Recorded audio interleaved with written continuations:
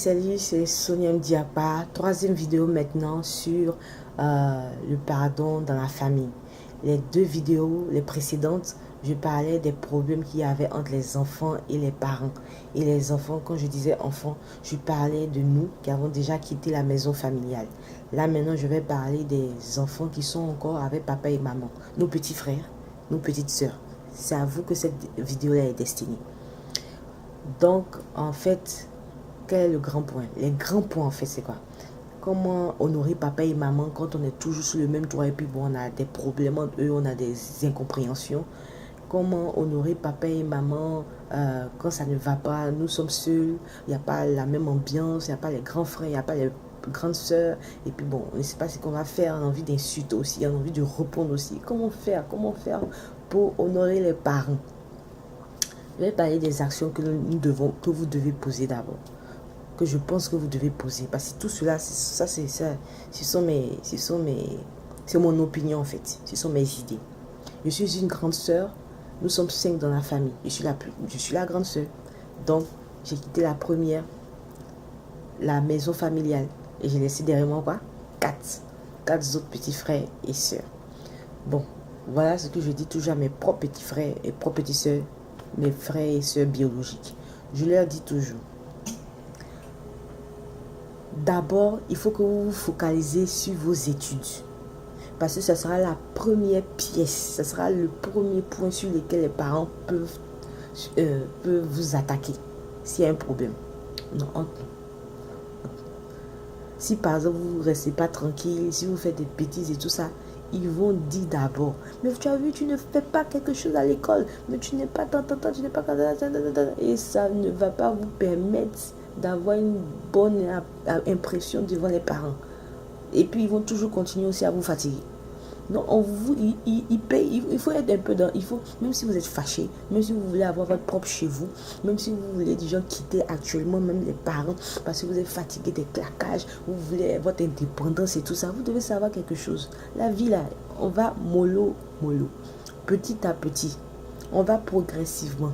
La première chose qu'on vous a demandé de faire, qu'on vous demande de faire, nous les grands frères et les grandes sœurs, c'est d'être focalisé à l'école. L'action d'abord première pour honorer les parents, c'est d'être focalisé à l'école.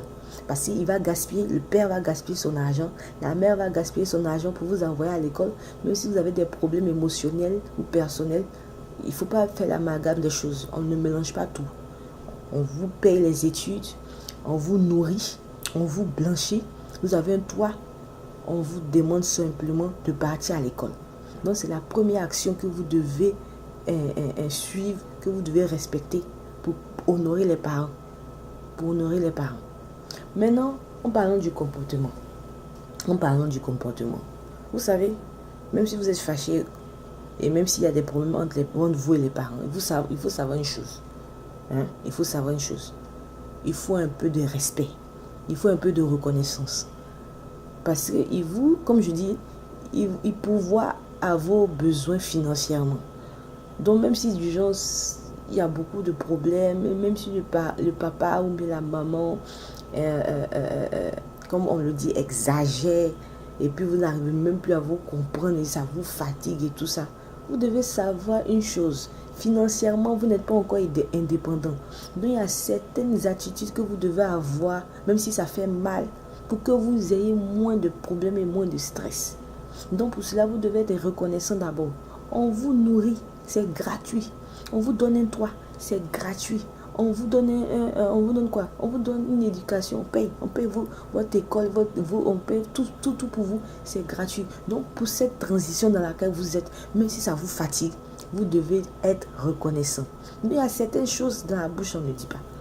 On ne dit pas. Il y a beaucoup d'entre nous, quand on réglait les problèmes entre papa et maman, on s'énervait, on tapait dans le mur, on claquait les portes, on insultait, on criait, on jetait les affaires ici, on déchirait ça. Ne faites pas la même chose. Ça ne sera pas le même résultat. Nous, dans notre limite d'esprit, on faisait des trucs insensés. C'était pas normal ce qu'on faisait.